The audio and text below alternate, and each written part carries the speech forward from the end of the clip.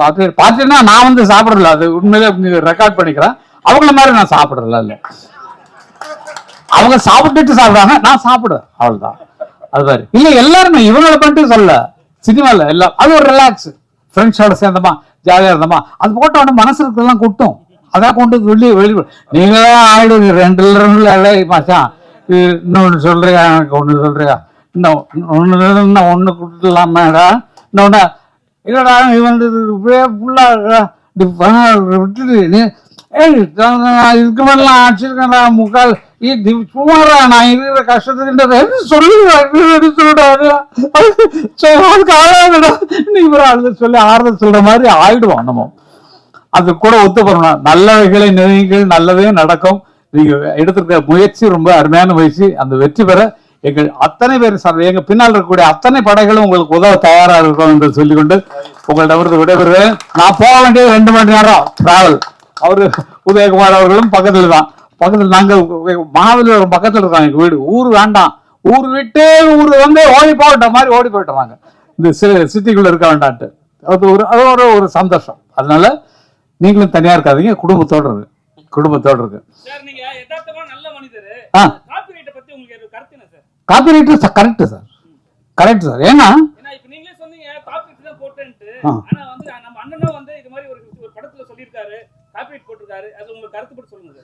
காப்பிரைட்ஸ்ங்கிறது world ரூல்ல தான் நாங்க follow பண்றதை தவிர இந்தியன் ரூல்ல கொண்டு வந்தாச்சு. அதை லண்டன்ல எங்களுக்கு ஆஃபீஸ், மெயின் ஆஃபீஸ் இருக்கு. உலகம் ஃபுல்லா என்ன ஒருன்னா, மைக்கேல் ஜாக்சன் அவர் மியூசிக் பண்ணி அவர் பாட்டு எழுதி அவர் நடிக்கிறார் இல்லைங்களா, அவர் கொண்டு வந்த திட்டம் தான் கொண்டு வந்தது. அது எல்லாருக்கும் அப்படி பரவிடுச்சு. காரணம் என்னன்னா நம்மளுடைய படைப்பு. இப்போ வந்து கதாசிரியருக்கு கதையில உரிமை உண்டு, எத்தனை லாங்குவேஜ் மாத்தினாலும் அவங்களுக்கு உரிமை உண்டு, பாட்டுக்கும் அவங்களுக்கு சம்பந்தம் இல்லை. ஏன்னா தனி கிரியேஷன், தனி உங்க பாட்டை படத்துக்கு ஒட்டாம ஒரு மியூசிக் டைரக்டர் போட்டு நீங்க வந்து அவங்கள்ட்ட பாட்டு வாங்குறீங்க, உங்க படத்துக்கே போட்ட ஸ்பெஷல் சாங், அதுக்கு பாட்டு எழுதுனது அவரு ஒருத்தர், அவருக்கு 2 பேரும் தான் கிரியேட் பண்றவங்க. அதுக்கப்புறம் தான் அடுத்த கூலிக்காரங்களா வர்றது பிளே சிங்கர்ஸ் வருவாங்க, அவங்களுக்கு பணம் கொடுக்குறோம், அவங்க வந்து பாடுறாங்க. முதல்ல இருந்த எங்களுக்கு சரஸ்வதி ஸ்டோர்ஸ்ல உள்ள கான்ட்ராக்ட் இருந்தோம், எங்களுக்கு தெரியாது. அவங்க வந்து பூஜை அன்னைக்கு வந்து ஒரு 10,000 ரூபாய் அட்வான்ஸ் கொடுப்பாங்க. இன்னைக்கு வரைக்கும் தெரியாது. எங்க அன்னக்கிளி படம் அவ்வளவு சேல் ஆயிருக்கு, பத்திரகாளியெல்லாம் அவ்வளவு சேல் ஆயிருக்கு. அந்த ரெக்கார்டுக்கு 1 பைசா எங்களுக்கு வரல. அதுக்கப்புறம் தான் அண்ணன் என்ன பண்ணாங்கன்னா, ஃபர்ஸ்ட் கான்ட்ராக்ட் போடும்போது மியூசிக் கான்ட்ராக்டை அவர் வாங்கிடுவார். தட் இஸ் பணத்தை எவ்வளோ நாள் கம்மி பண்ணிக்கோ, எனக்கு இந்த மியூசிக் ரைட்ஸ் எங்கிட்ட தான் இருக்கும் லைஃப் லாங். ஏன்னா எங்க அண்ணனோட லைப்ரரியில் அது வந்துடும், என்னோட பாட்டுகள் எல்லாமே அது வந்துடும். அப்போ ஒரு தரம் கச்சேரியில் நான் சொல்லி திட்டினதுக்கு அப்புறம் தான் கச்சேரி ஆட்களை ஃப்ரீயா பாட சொன்னார். பாலுவை திட்டினது இல்லையா, அதுக்கு நான் சத்தம் போட்டவர், உனக்கு தேவையா நான் ஆய்வு கத்தினேன். அதில் வந்து கொஞ்சம் சண்டையெல்லாம் வந்துச்சு. அதுக்கப்புறம் ஸ்டேஜில் பாடுறவங்களுக்கு ஒன்றும் கிடையாது, நீங்க ராயல்ட்டி கட்ட தேவையில்லை, அதை எடுத்து யூஸ் பண்ண. நீங்க 7 கோடி ரூபாய் கொடுத்த ஒரு மியூசிக் டைரக்டர் போட்டு அவன் பாட்டு கைதட்டல் விழாம எங்க பாட்டுக்கு பிடிச்சிட்டு இருக்கியா? நீ பொட்டு வச்ச தங்க கோடா ஊருக்கு நீ மகுடம் போட்டோம், அந்த பாட்டை போட்டு நீங்க ஆனீங்கன்னா என்ன அர்த்தம்? சொர்க்கமே என்றாலும் அது நம்மூரை போல வருமா? 7 கோடி ரூபாய் கொடுத்தவன் பாட்டு கிட்டாவில்ல, எங்க பாட்டை போட்டவன கைதட்டல் வருது. ஜோடி மஞ்ச கோருவி நாடு என்ன பாட்டு தான், சாஞ்சாடு நெஞ்ச தழுவின்னு மியூசிக் போட்டவன்ல உன் பாட்டு கிட்டாவில்லையா? எங்க பாட்டு போட்டவன ஆளுக்கு கைதட்டா உச்சி அடிக்கிறான், டான்ஸ் ஆடுறான். அப்ப அதுக்கு கூலி எங்களுக்கு வரணும் இல்ல? எங்க பேர் போடாம தானே எங்க மியூசிக் டைரக்டர் பணம் கொடுத்து அவ்வளவு கொடுத்து அவங்கள்ட்ட வாங்க முடியாது தானே எங்க பாட்டு போடுறீங்க. அப்ப எங்களுக்கு அதுல பங்கு உண்டு இல்ல, எங்களுக்கு கொடுத்துருக்கணும் இல்ல, எங்கள்கிட்ட பெர்மிஷன் வாங்க. பெர்மிஷன் கேட்டா ஃப்ரீ அண்ணன் கொடுத்துருவாரு.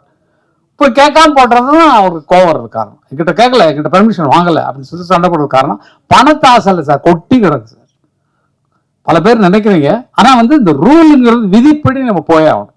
விதி எவ்வளோ உருவாக்குனாலும் இப்போ இவங்க கதையை வந்து வேற லாங்குவேஜ்ல போட்டாங்கன்னா இவங்க எவ்வளவு வேணாலும் கிளைம் பண்ணலாம். என்னோட சீன்ஸ் இவ்வளவு, அதாவது எங்களுக்கு 40 செகண்ட்ஸ் வச்சுக்கலாம், அதெல்லாம் ரூல் சொல்ல சொன்னா உங்களுக்கு புரியாது. அந்த மாதிரி அவங்க கதையின் மெயின் கதையை எடுத்து வேற கதை பண்ணாலும் இது நம்ம கதையில கூடுறாங்க அப்படின்னு சொல்லி கூப்பிட்டு நம்ம வாங்கிக்கிறதுக்கெல்லாம் ரைட்ஸ் உண்டு. எதான் உருவாக்குனாலும் அவனுக்கு அதில் பங்கு உண்டு. அந்த மாதிரி தான் அந்த ராயல்ட்டிங்கிற விவரம் போயிட்டு இருக்கு. அது இனிமேல் பிரச்சனையே வேண்டாம். ஏன்னா பாருங்க, எந்த படத்துக்குமே வராது. ஏன்னா எங்களுக்கு தெரியுது நம்மகிட்ட பெர்மிஷன் கேட்காம போட்டுக்கானே அப்படிங்கும் போது தான் உங்களுக்கு வருது. அஜித் படம் அதெல்லாம் ஒன்றும் இல்லை, எங்க பாட்டு அவ்வளவுதான். ஒன் மியூசிக் போட முடியல, எங்க பாட்டு தான் உனக்கு ஜெயிக்க வைக்குது அப்படிங்கிற சந்தோஷத்தோட இருப்போம். அது கேட்டுதான் இன்னும் சந்தோஷமா கொடுத்துருக்கோம். கேட்கலங்கிறனால தான் கொஸ்டின், என்னுடைய சொத்தை எப்படி திருடலாம், நீ என்னுடைய தேட்டருக்குள்ள எப்படி நுழையலாம், நீ தான் ஒரு மியூசிக் டைரக்டர் வச்சிருக்க, அவனை போட சொல்லி அந்த மாதிரி அப்படின்னு சொல்லி அவங்களாம் என்கரேஜ் பண்றதுக்கு தான் அந்த விஷயம் எல்லாம். அதனால எல்லாமே நல்ல வைக்கிறது தான் புரிஞ்சுக்க. எல்லாம் எங்களுக்கு பணத்தாசை கிடையாது இல்லை, எக்கச்சக்கமா இருக்கு, செலவு பண்ண முடியாம எக்கச்சக்க பணம் வச்சிருக்கோம். ஒரு ரியல் எஸ்டேட் அது யாருக்கு நாங்க ஹெல்ப் பண்ண, நீங்க உழைச்சு பண்ணுவாங்க, நீங்க யாரும் என்ன பண்றீங்கன்னு கேக்குறீங்க. அதெல்லாம் இல்ல, ஏன்னா கல்யாண மண்டபம் கட்டி வாடகை தான் விடுவோம், நல்ல துட்டு கறந்துப்போம். எதுக்கு இது அடுத்த பிசினஸ்? நமக்கு வரக்கூடிய அடுத்த சந்ததிகளுக்கு சேர்த்து வைக்க தான் அப்பங்காரம் இருக்கான். அதனால சேர்த்து வச்செல்லாம் அடுத்த குழந்தைங்களுக்கு, பேரன் பேத்திகளுக்கு, அந்த அண்ணன் பிள்ளைங்களுக்கு, தம்பி பிள்ளைங்களுக்கு, அக்கா பிள்ளைங்களுக்கு, இவங்களுக்கு கொடுக்கத்தான் எங்களுக்கு. அதுக்கு தான் சம்பாதிக்கணும், அவங்களும் நல்லா இருக்கணும் எங்களை மாதிரின்னு. அதனால ஒவ்வொருத்தரும் அப்படி வாழுங்க. மற்றவங்களுக்கு தான தர்மம் பண்றோம், அதெல்லாம் சொல்ல தேவையில்லை. தான தர்மம் பண்ணுங்க, மற்ற கஷ்டங்களுக்கு கொடுங்க, ஃப்ரீயா கொடுங்க, மனசார இருக்கு. ஆனால் நீங்க சம்பாதிக்கிறது உங்க குழந்தைகள் பின்னால வர்றவங்க கஷ்டப்படக்கூடாதுங்கிறதுக்காக சேர்த்து வைங்க. இதான் எனக்கு நாங்க சம்பாதிச்சது, நாங்க இப்போ என்ன பண்ணிட்டு இருக்கோமோ அதை உங்களுக்கு சொல்றோம். நீங்க அதே மாதிரி இருங்க, சந்தோஷமா இருங்க. இன்னைக்கு நல்லா இருக்கிறீங்க, நாளைக்கு நல்லா இருக்க போறீங்க. இனிமேல் வருங்காலத்தில் இன்னும் உயர்ந்து உயர்ந்து நீங்க வாழ்வீங்க. உங்க எண்ணத்தை ஸ்திரப்படுத்துங்க. நம்ம என்ன ஒரே நோக்கத்தில் இருக்கணும், நான் டைரக்டர் தான், நான் பிலிம் டைரக்டர் தான் வரப்போறேன், இல்லப்பா நான் நடிகராக தான் வரப்போறேன், அதுல எய்மா இருங்க. அந்த கனவு தான் உங்களை மேல கொண்டு போகுமே தவிர 10 பக்கம் திங்க் பண்ணீங்கன்னா வராது.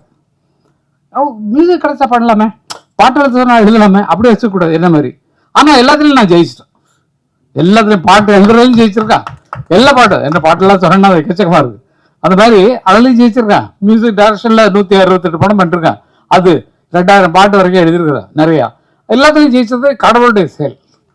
என் நோக்கம் வந்து எந்த வேலை கிடைச்சா, இப்ப நீங்க ஒரு வேலைக்கு விட்டீங்கன்னா நான் வந்துடுவேன். நான் அந்த மாதிரி வேலை வேணும்.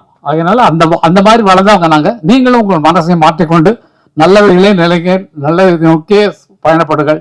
நடக்கிறது எல்லாமே நல்லா இருக்கும். உங்க ஐடியா பிரமாதமா இருக்கு.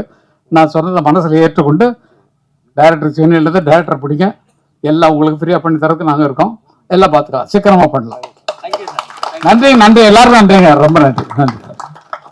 தமிழர்களுக்கும் எனக்கும் உள்ள தொடர்பு நான் சொல்லணும்னு நினைச்சேன், அது மறந்து போயிட்டோம் அந்த பேசுல.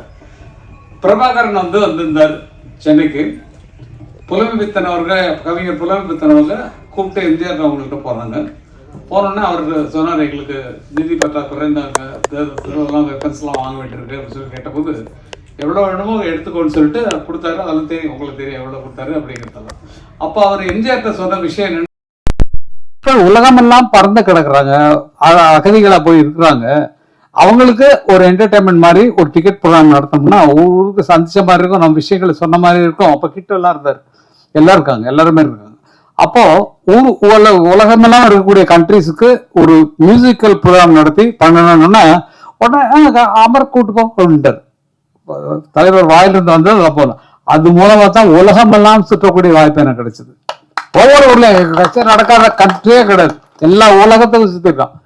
ஜெர்மனி, நார்வே, ஸ்வீடன், டென்மார்க், எல்லா இடத்துக்கும் சுவிட்சர்லாந்து, எல்லா இடத்துக்கும் சுத்த காரணம் இந்த இலங்கை தமிழர்கள் என்ற சகோதரர்கள் கிடைச்சதுனால உலகம் சுற்றும். வாலி பன்னா அப்ப இருந்தேன், இப்போ வாலி பன்னா ஆயிப்போச்சு. எதுக்கு சார்னா அவங்களுக்கு நன்றி சொல்ல வேண்டிய இடம். நீங்க அவங்கள பிடிச்சாலும் எக்கச்சக்கமா நடக்கும். அவங்களுடைய ஆதரவா இருந்துச்சுன்னா உங்களுக்கு தெரியும், நான் ஒன்றும் சொல்ல தேவையில்லை. இருந்தாலும் உங்களுக்கும் எனக்கும் இருக்கக்கூடிய தொடர்பு, எங்களுக்கும் இருக்கக்கூடிய தொடர்பு நான் இங்க சொல்லணுங்கிறதுக்காக, இதெல்லாம் பெருமைக்குரிய விஷயம். அவங்களுக்காக நம்ம ஹெல்ப் பண்ணிருக்கோம் அப்படிங்கிறதெல்லாம் ரொம்ப சந்தோஷமான விஷயம். அவங்க ஒற்றுமையா இருக்காங்க, அழகா இருக்காங்க, உச்சத்தில் இருக்கிறாங்க, அதாவது செல்வத்தின் உச்சத்தில் இருக்கிறாங்க. அவங்களாம் நிறைய ஹெல்ப் பண்ணுவாங்க. நீங்க எல்லாத்தையும் இதை ஒரு அமைப்பை உருவாக்கி நிறைய பண்ணீங்கன்னா புதுசா படம் இருக்கிறவங்களுக்கு ஃபைனான்ஸ் அங்கிருந்தே வந்துடும். ஒரு முக்கியமான விஷயத்த மறந்துடுவேன், அதுக்காக சொல்றேன். பேரரசு சார்